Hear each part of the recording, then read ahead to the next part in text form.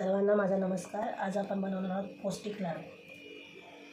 हे घेतले पाव किलो मखाना, 2 वाटी सुकं खोबरं, पाव किलो ओले खजूर, पाव किलो तीळ आहे, अंजीर आहेत अर्धा किलो, बदाम 100 ग्रॅम, काजू 100 ग्रॅम, मनुके 50 ग्रॅम, खसखस 10 ग्रॅम, डिंक घेतलं आहे 100 ग्रॅम, मेथी घेतली आहे 100 ग्रॅम आणि वेलची। हे सगळं आपण भाजून मिक्सरला लावून बारीक करून मग बनवणार आपला लाडू।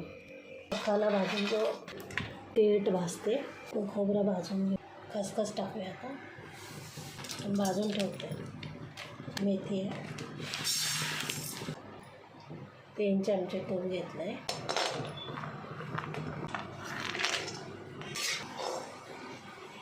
डिंक,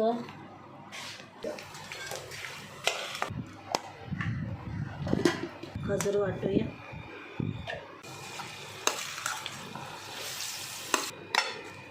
मिक्सरला लावलेले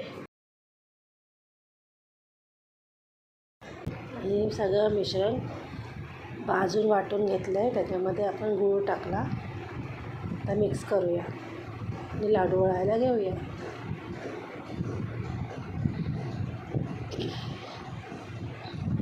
लाडू वळायचे, जास्त वेळ लागत नाही, लवकर होतात हे लाडू।